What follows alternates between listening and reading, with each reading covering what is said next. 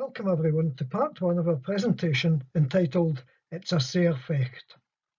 Today we're going to discuss the radical rising in Scotland which took place at the beginning of April of 1820.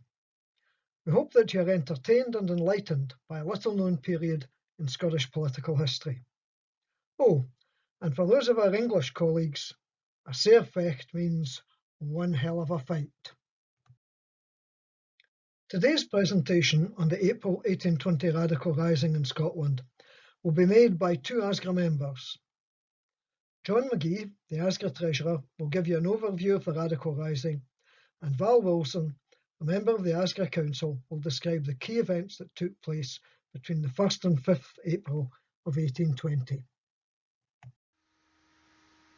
So, to give an overview of today's presentation, we hope to cover the key events leading up to the radical rising which broke out on the 1st of April 1820. We will look at the main demands of the workers and their leaders and the main actions that occurred during that short week of the 1st to the 8th of April, when the rising was quelled. We will discuss the key players in the rising and the fallout during the aftermath, the trials, and ultimately what led to lasting political change in Scotland and Great Britain.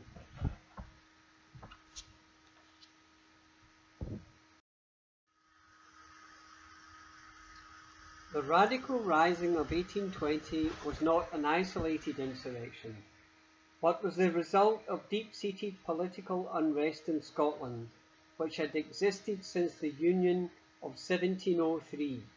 Scotland was no longer an independent country, and many factions railed against the overarching Westminster government.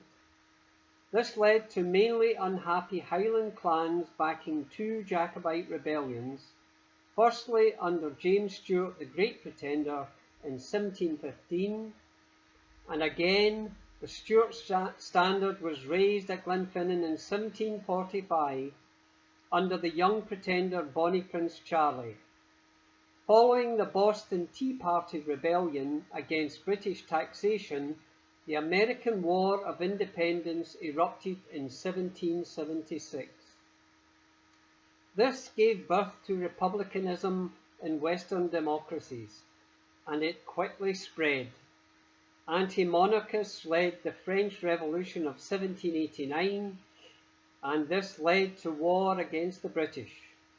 The monarchy, fearing the spread of radical republicanism in Britain, which was at its height during the unsuccessful Irish Rebellion of 1798. However, there was still pressures building in Scotland. This was dampened somewhat when many Scots enlisted in the British Army to repel the threat of invasion from the dictatorial Emperor Napoleon Bonaparte. Victory after Waterloo in 1815 brought about an economic post-war depression, and many returning Scottish veterans became unemployed and destitute. The introduction of the harsh Corn Laws from 1815 onwards, which kept the price of bread artificially high and was an economic burden to the poorest in society, led to widespread rioting, including at Peter Campbell's Shawfield mansion on Argyll Street. The year before the 1820 radical rising, a crowd of around 45,000 demonstrating for parliamentary reform were subjected to a devastating cavalry charge at St Peter's Field in Manchester.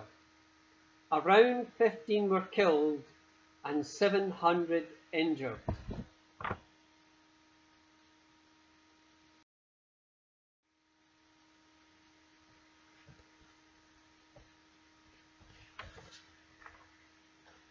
Following Peterloo and the inaction of the government to enact protesters' demands, radical unrest resurfaced at the beginning of 1820 in Scotland. Artisan workers, mainly led by disaffected weavers, and some disillusioned ex-army veterans started organising meetings calling for political reform. Some factions were outrightly calling for a greater political say in the running of Scotland. A small breakaway group started organising for an independent government in Scotland. They formed a committee of organisation for forming a provisional government. On the 1st of April 1820, they posted a proclamation of unrest to workers across Glasgow. During small secret meetings, mostly likely infiltrated by government spies, their aim was to organise a national strike of workers across Scotland.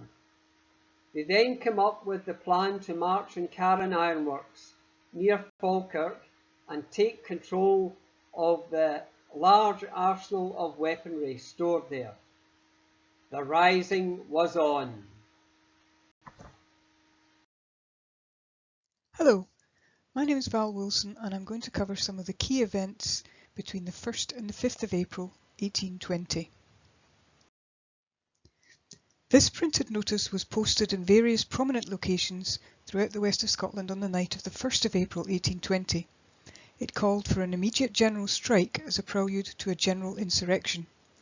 Some of the more radical phrases used are "rouse from the torpid state in which we have been sunk for so many years. Equality of rights, not of property, is the object for which we contend. Let us show the world we are not the lawless, sanguinary rabble, but a brave and generous people determined to be free. Liberty or death is our motto." It was written by the Committee of Organisation for forming a provisional government. It's said to have been composed by government spies to flush out the radicals before they had a chance to be better organised, and was later used in evidence against the radicals at their trials for treason. One of the responses, published on the 4th of April, was to offer a reward of £300, which is about £24,000 today, for anyone who helped apprehend those guilty of this overt act of high treason. This followed a curfew imposed on Glasgow on the 3rd of April, with all shops to be shut at 6 p.m. and everyone to be home by 7 p.m. until tranquillity was restored. There's no evidence that anyone actually claimed the reward.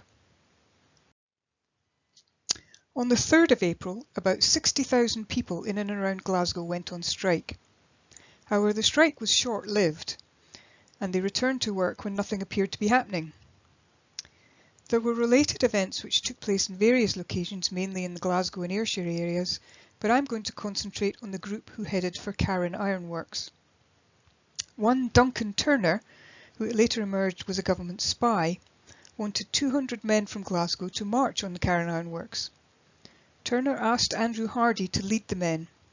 Andrew was a 26-year-old Glasgow weaver and member of the Castle Street Radical Union Society. On the 4th of April, Andrew Hardy and about 60 men set out from Glasgow towards Carron Ironworks by way of Condorat. The plan was to meet other groups along the way and to go on to Carron to seize guns and ammunition. However, other groups didn't turn up, and Hardy's group went down to about 25 men by the time they got to Condorat. Why Carron Ironworks? The ironworks just outside Falkirk was the largest ironworks in Europe at the time. They provided guns for Nelson's victory at Trafalgar and Wellington's victory at Waterloo. Andrew Hardy's group had been told by Duncan Turner that the workers at Carron, over 2,000, were on the side of the radicals and would help them. The Carron men were said to be on strike and would deliver 2 cannon and a large quantity of arms and ammunition. However, the truth was that those at the ironworks knew what was coming. A troop from the 80th Regiment of Foot had been sent to Carron to protect it, and a large quantity of arms, including 60 carronades, an example of which is shown here, were transferred to Leith Fort for safekeeping. Later, on the 4th of April, Andrew Hardy and his small band of 25 men arrived at Condorat en route to Carron. They were expecting to be joined by the Condorat radicals, but only 10 men joined them, including John Baird, who took over as leader. and early next morning they set out towards Carron.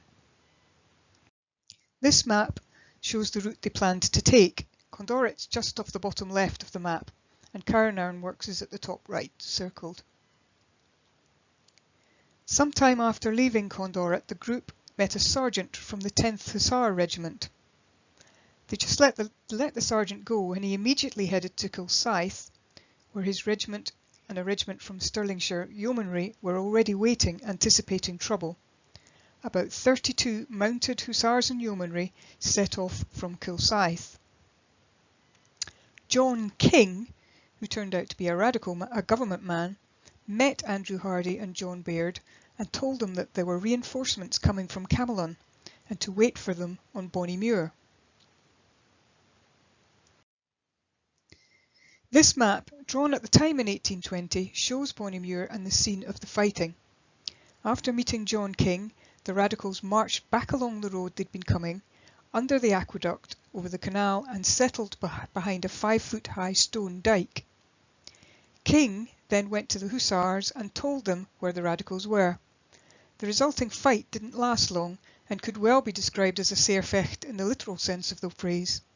The cavalry advanced, the Radicals opened fire, the cavalry then went round the stone dyke and attacked the Radicals.